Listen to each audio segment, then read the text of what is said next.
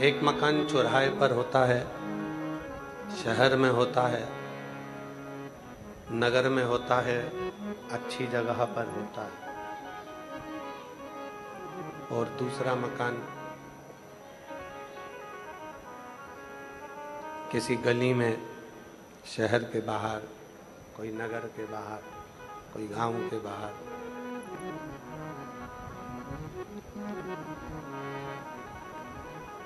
किसी गली में, किसी शहर के बाहर, नगर के बाहर होता है। दो मकान हैं,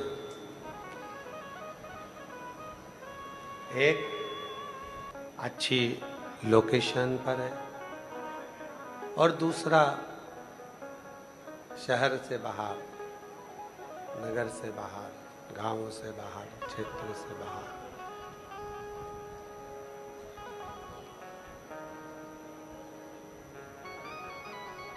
आवाज नहीं आ रही है कि एलईडी नहीं चल रही? आवाज नहीं आ रही है?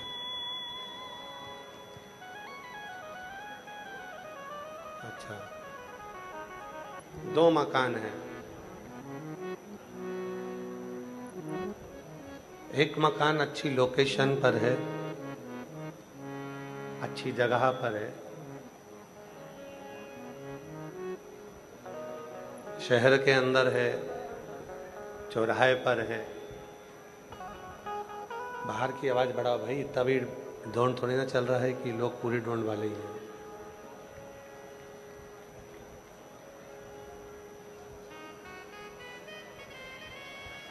हैं?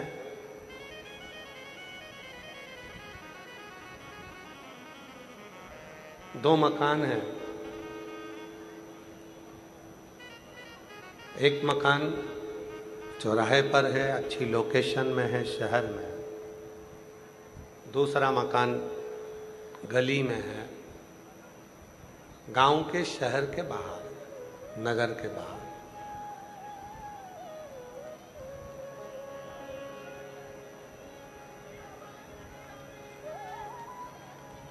नगर के बाहर। अब हम आपसे पूछें कि कौन से मकान की कीमत ज्यादा रहेगी? जो चौराहे पर है, शहर के अंदर है, नगर में है, उसकी कीमत ज्यादा है, या जो गली में है, शहर के बाहर है, नगर के बाहर है, उसकी कीमत ज्यादा? कीमत किसकी ज्यादा है? जो शहर के अंदर, जो नगर के अंदर है। जो शहर के अंदर है, नगर के अंदर है, चौराहे पर है, उसकी कीमत ज्यादा होती है। जो बाहर है, नगर के बाहर, गांव के बाहर, खेड़े के बाहर, शहर के बाहर, गली में, उसकी कीमत कम। एक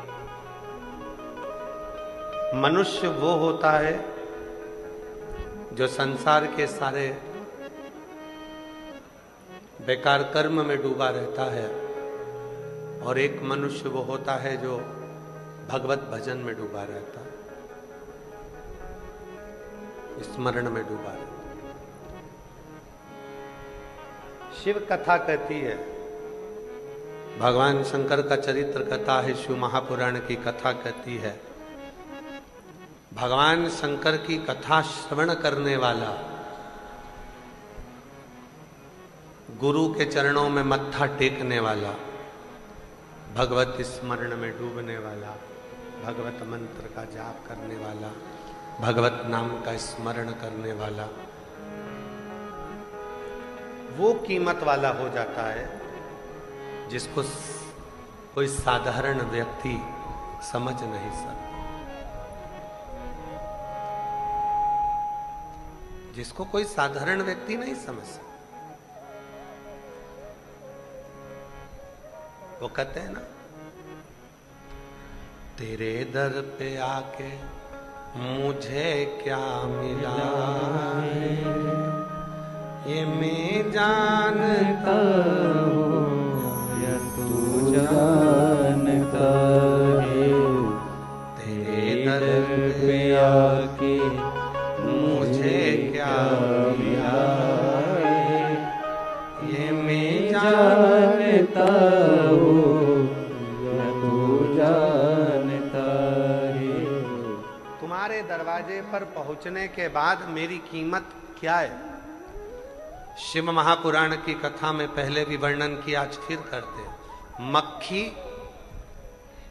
किराने की दुकान पर बैठी, उसकी कोई कीमत नहीं है। मक्खी सब्जी पर जाकर बैठी, उसकी कोई कीमत नहीं है। मक्खी शक्कर पर जाकर बैठी, उसकी कोई कीमत नहीं है। मक्खी फल पर जाकर बैठी, उसकी कोई कीमत नहीं है। पर मक्खी जब हीरा तुल रहा हो और उस हीरे पर जाकर बैठ जाए तो मक्खी की कीमत भी करोड़ों में हो जाती है, लाखों में। मक्खी की कीमत कब बढ़ी? जब वो हीरे पर जाकर बैठ गई। जब तक मक्खी हीरे पर नहीं बैठी थी, सब्जी पर बैठी थी, तो मक्खी की कोई कीमत नहीं थी। फल पर जाकर बैठी थी, मक्खी कोई कीमत नहीं थी।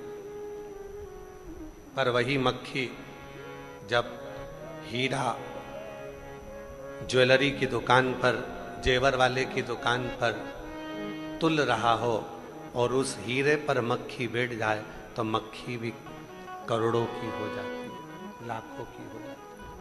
मक्खी ये आप पर और हम पर निर्भर करता है।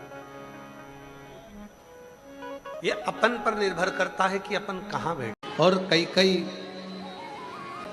बड़ा सावधानी से सुनिएगा इस चरित्र। वायव्य संहिता में श्री वेदव्यास जी वर्णन कर रहे हैं, और वायव्य संहिता के अंतर्गत वेदव्यास जी कहते हैं कि अगर तुम मंदिर तक ना जा सको, तुम शिव पर एक लोटा जल चढ़ाने के लिए अपने नजदीक के शिवालय में, देवालय में ना जा सकें, कोई मंदिर नजदीक नहीं है, कोई शिवालय नजदीक नहीं है, तो वायव्य संहिता में वेदव्यास जी कहते हैं कि अपने घर में यदि बेलपत्र का वृक्ष है, बेलपत्र का छोटा सा भी अगर पौधा है, तो उसमें थोड़ा भी जल आप प्रतिदिन चढ़ा रहे हो तो समझ लेना कि 12 ज्योतिर्लिंग में आप जल चढ़ा रहे हो। 12 दिन। ये वायव्य संहिता कर। मान लो मंदिर नजदीक में नहीं है, बीमारी बहुत ज्यादा है, तकलीफ बहुत ज्यादा है, और कहा हमने कथा में सुना है कि जल चढ़ाने जाना चाहिए, तो वहां बेलपत्र का अपने गमले में एक छोटा सा पौधा लगा, छोटा सा पौधा, और छोटा सा पौधा लगाकर उस पौधे की परवरिश करो, जल चढ़ाओ। जब वो पौधा बड़ा हो जाए तो किसी बगीचे में जाकर, कहीं शिवालय में, देवालय में, कहीं पर एकांत में उस पौधे को लगा दो।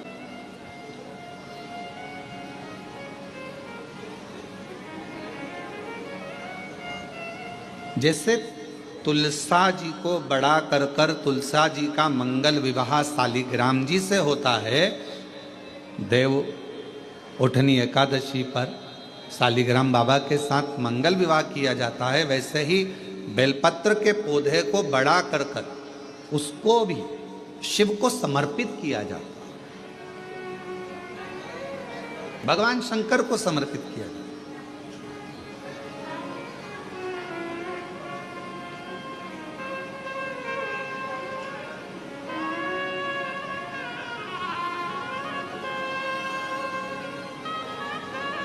पर उस पौधे को पहले आपको बड़ा करना पड़ता है। पहले जैसे बेटी को बड़ा करते हैं और फिर उसका कन्यादान करते हैं, बेटी को बड़ा कर कर कन्यादान देते हैं, उसी तरह से बेलपत्र के पौधे को बड़ा कर कर उसकी आराधना साधना कर कर फिर उसका दान दिया जाए।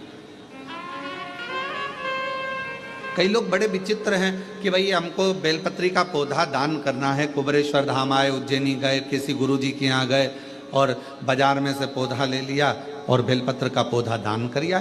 उसको कम से कम थोड़ा समय अपने घर में तो रखो।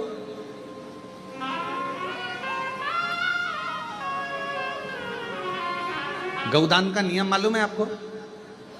कितना लोग जानते हैं गौदान के नियम को? गौदान का नियम होता है, कई लोग बेटी के विवाह में गाय दान करते हैं, कई लोग कोई शांत हो जाता है तो 12वें में 13वें में गाय दान करते हैं ना, गौदान करते हैं। तो उसका नियम क्या है? गौदान का नियम होता है कि गाय को अगर दादा परदादा के लिए दान कर रहे हो, वो चले गए, शांत हो गए, उनके 12वें में, उनके 13वें में, उनके 1 महीने के बाद अगर आप दान कर रहे हो, 12वें 13वें में दे रहे हो, या कन्यादान बेटी का कर रहे हो, उसमें गौदान कर रहे हो, या तुम्हारा मन हुआ का गौदान करना है हमारे पूर्वजों, तो पहले उस गाय बछड़े को अपने घर में रखकर उसकी सेवा करना पड़ेगी 1 रात्रि 2 रात्रि, उसके बाद गौदान करो। पहले उसकी सेवा तो करो।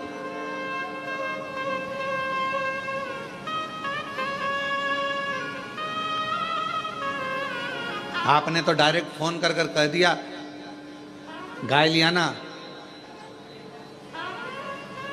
दान करना है। पंडित जी ने संकल्प छुड़ाया, गाय दरवाजे पर आई और 1 मिनट में संकल्प छूटा। पंडित जी से कहा ले जाओ गाय, लेके जाओ जल्दी से, गाय बछड़ा लेकर जाओ। पंडित जी गाय बछड़ा लेकर चले, ढीले कम करो, गाय बछड़ा पंडित जी लेकर चले। ये श्रेष्ठता नहीं। तुलसा जी का पौधा घर में रखकर उसको पोषित महीना 4 महीना 6 महीना जितना आपका रख सकते हो रखकर फिर किसी जगह पर लगाएं। क्यों? क्या जरूरत है गुरुजी अपने घर में पौधे को रखकर फिर दान करना, अपने घर में पौधे को रखकर फिर कहीं लगवाना, अपने घर में पौधे को पहले परवरिश कर कर फिर कहीं उसको लगवाना? कारण क्या पड़ता है? कारण एक है, वायव्य संहिता शिव महापुराण की कहती है, अगर हमने किसी बेलपत्र के पौधे को अपने घर में रखकर 5 दिन 7 दिन 1 महीना 15 दिन 6 महीना उसको परवरिश करा, तो हमारे घर का कितना भी नेगेटिवता, कितनी भी हमारे घर में कुछ भी गंदा हो रहा है, कुछ गलत हो रहा है, कोई गलत हो रहा है, कोई झूठ बोल रहा है, कोई पाप कर्म हो गया हमारे घर में, इस भूमि पर जिसमें हम रहते हैं, उस घर में एनर्जी अगर नहीं है, तो आपने उस पौधे को अपने घर में रखकर उसका परवरिश कर 15 दिन 7 दिन 1 महीना 2 महीना 6 महीना 8 महीना जितना तुम्हारा मन कर जाए, 1 दिन 2 दिन जितना मन कर, उसके बाद पौधे को कहीं लगवा। क्यों? वो हमारे घर का पूरा गलत जो भी विचार होंगे, गलत सोच, गलत विचार, गलत ऊर्जा वो पौधा ग्रहण कर लेता है, बेलपत्र का पौधा अपने अंदर उतार लेता है। एक महिला की कथा आती है शिव महापुराण में, माही, उसका नाम है माही।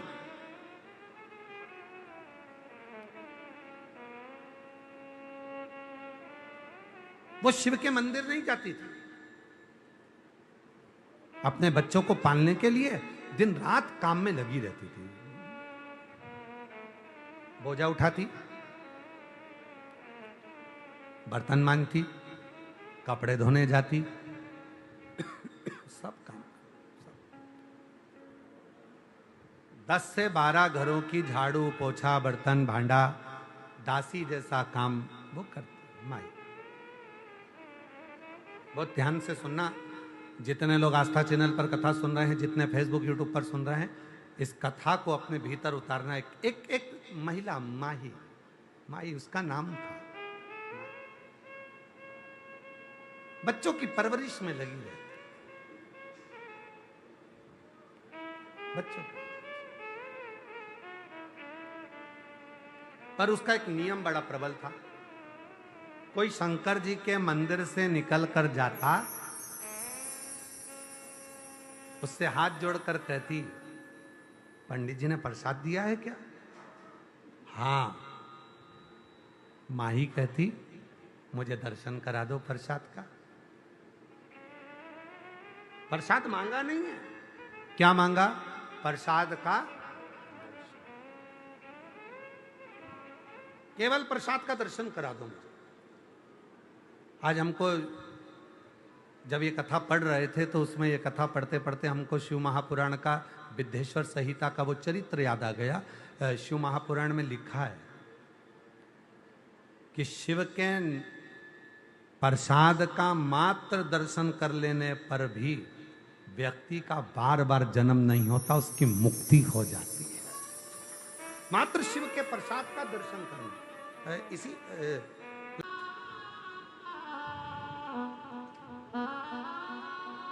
सभी लोग टीवी पर देखना है, ध्यान देना।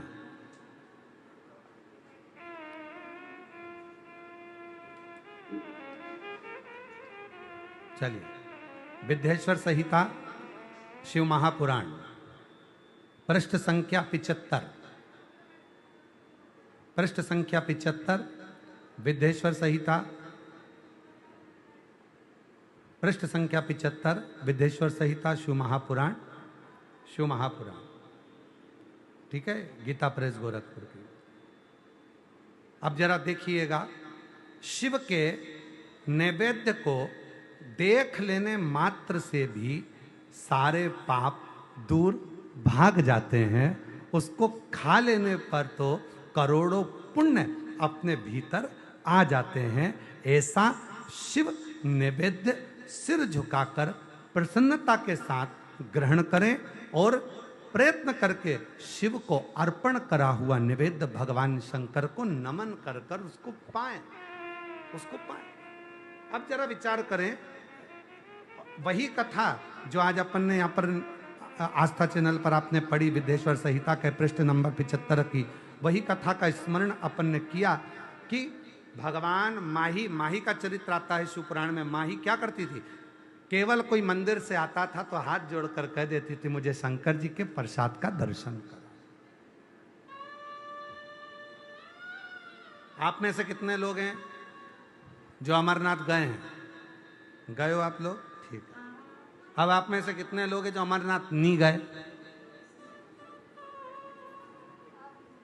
हम भी हैं तुम्हारे इसमें शामिल, ठीक है, हम भी नहीं, ठीक है। पर कोई पूछे आपने अमरनाथ जी का दर्शन किया है? हाँ, हमारे नगर के लोग गए थे, प्रसाद लाए थे, उस प्रसाद का दर्शन कर लिया, हमने अमरनाथ का दर्शन कर लिया, हमने अमरनाथ। माता जी आपके लिए तो बिल्कुल परफेक्ट बैठ रहा है। हमने प्रसाद का दर्शन कर लिया तो हमने महादेव का दर्शन कर लिया, अमरनाथ।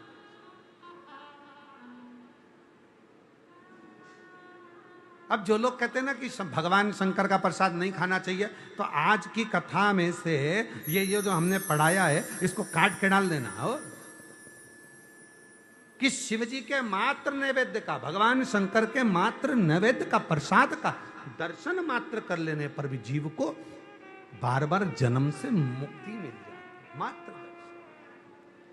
कल शाम को कोई बात कर रहा था कि पति और पत्नी में दोनों में ताकतवर कौन होता है? तुम्हें मालूम है? दोनों में ताकतवर कौन है? तो कहा दोनों में ताकतवर होती है पत्नी। तो कहा पत्नी कैसे ताकतवर होती है? तो कहा पति पत्नी को लेने के लिए जाता है, शादी करने के लिए जाता है, अपने फूफा, नाना, मामा, चाचा, काका, बुआ, जे वो कम से कम 100-150 की बारात लेकर जाता है। और पत्नी कितनी ताकतवर होती है? अकेली शेरनी, अकेली दमदारी से, अकेली डोली में बैठकर अपने पिता के घर से अकेली आती है। हिम्मत हो तो भिड़ो, हिम्मत हो, अकेले, ताकत। और ताकत कैसी? ये तो केवल हंसी का व्यंग पात्र हो गया, पर ताकत कैसी? शिव जी कहते हैं मां पार्वती को, हे जगत जननी जगदम्बा, पुरुष से ज्यादा स्त्री में धारण शक्ति होती है। धारण शक्ति केवल संसार की एक नारी ऐसी होती है जिसमें धारण शक्ति होती है। इतना धारण करती है, वो कष्ट सहती है, दुख सहती है, बच्चे को जन्म देती है, उसका परवरिश करती है और अपनी ही गोद में अपने ही बच्चे लात मारते हैं वो भी सहती है। कितना दुख जिंदगी में आता है पर सब सहती है। वो धारण शक्ति के कारण, धारण शक्ति के कारण बलवान होती है। धारण शक्ति, उसकी धारण शक्ति।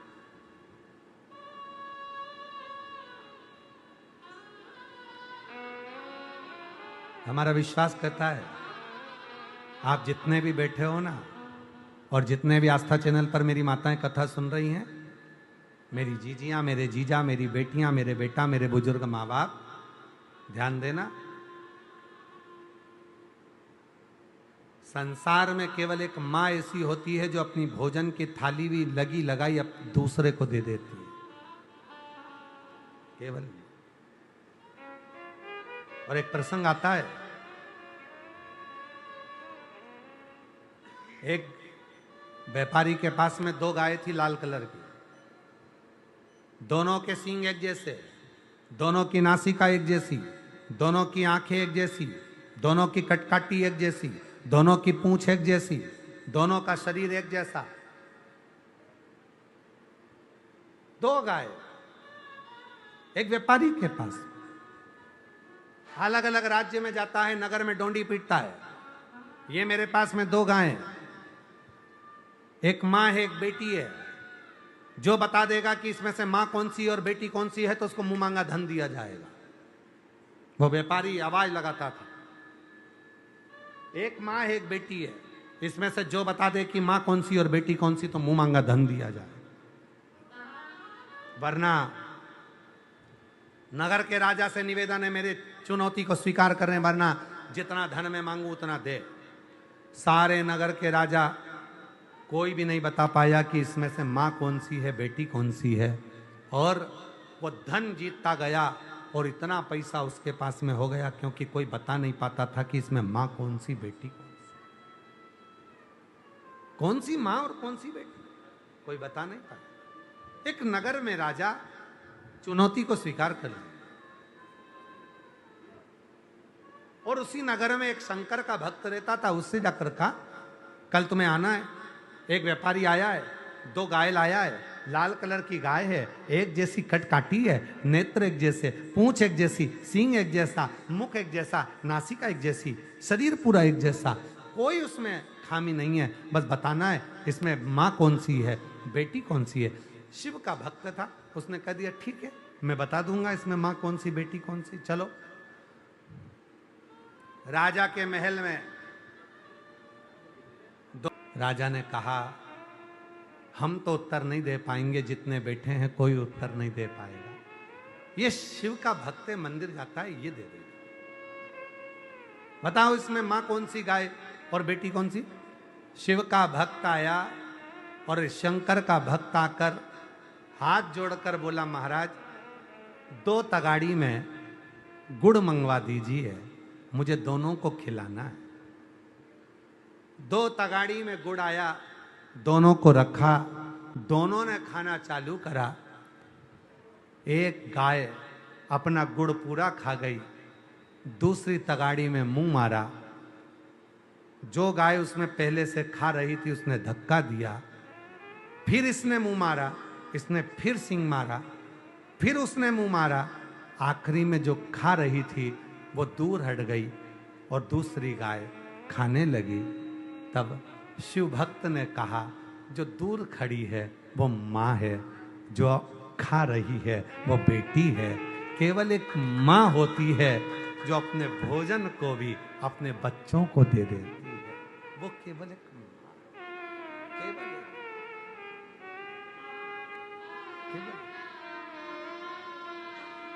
केवल एक माँ, कोई दूसरा नहीं। एक माँ में जो धारण शक्ति होती है, एक नारी में जो धारण शक्ति होती है, एक स्त्री में जो धारण शक्ति होती है, वो अपने जीवन के सर्वस्वता को, अपने जीवन के सारे आनंद को अपने बच्चों को देना चाहती है। अपने जीवन के सारे जितने सुख हैं सब बच्चों को देना। इसीलिए निवेदन है, मां को और महादेव को कभी मत भूलो।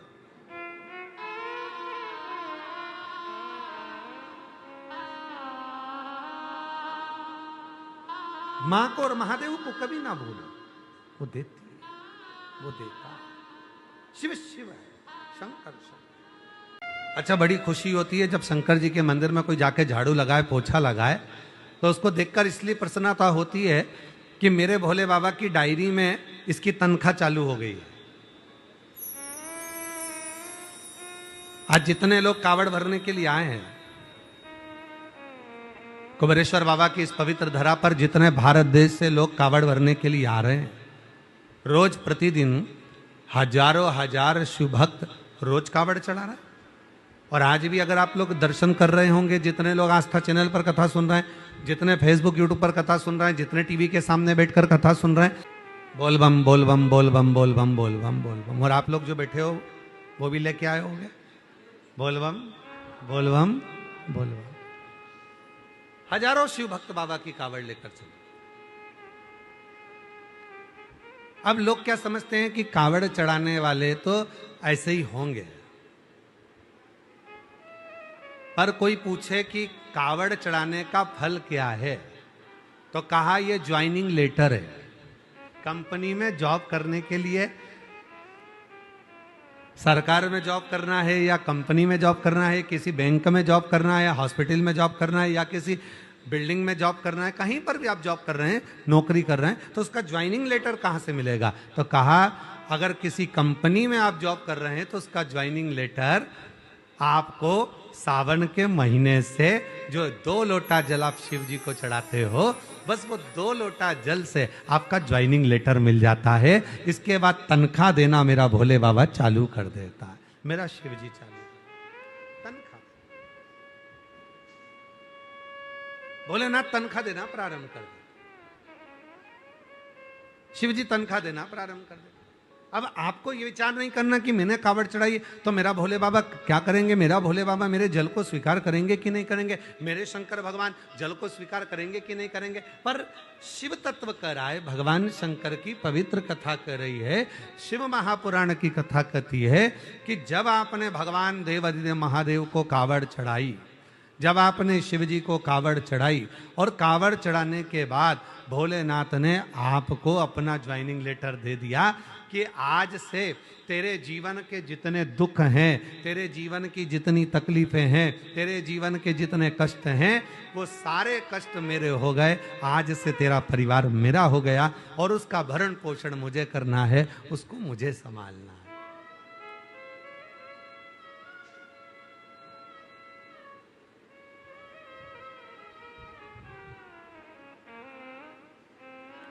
हम तो बाबा के भरोसे चलते हैं, हम तो बाबा के भरोसे चलते हैं। ये दुनिया वाले जलते हैं, ये दुनिया वाले जलते हैं। भोले बाबा के भरोसे चलते हैं, डमरू वाले के भरोसे चलते हैं। सीहोर वाले के भरोसे चलते हैं, सीहोर वाले के भरोसे चलते हैं। हम तो बाबा के भरोसे चलते हैं, हम तो बाबा के भरोसे चलते हैं। बस यही आज अगर हम देवाधिदेव, आप हरिद्वार जा रहे हो, नीलकंठ पर कावड़ चढ़ा रहे हो, आप काशी जा रहे हो, गंगा जी का जल भरकर कावड़ चढ़ा रहे हो, आप देवघर जा रहे हो, जल भरकर कावड़ चढ़ा रहे हो, आप महाकालेश्वर जा रहे हो, छिपरा का जल भरकर, नर्मदा जी का जल भरकर कावड़ चढ़ा रहे हो, आप ओमकारेश्वर जा रहे हो, वहां जल भरकर चढ़ा रहे हो, आप सीहोर आ रहे हो, मां सीवन का जल भरकर कावड़ चढ़ा रहे हो, जल भर। खुश होकर जाना, बाबा के भरोसे और कहकर जाना बाबा आज से मेरा ज्वाइनिंग लेटर मिल गया, अब आज से मेरी तनख्वाह निश्चित हो गई। और नौकरी पक्की करो भोले जी मेरी नौकरी पक्की करो।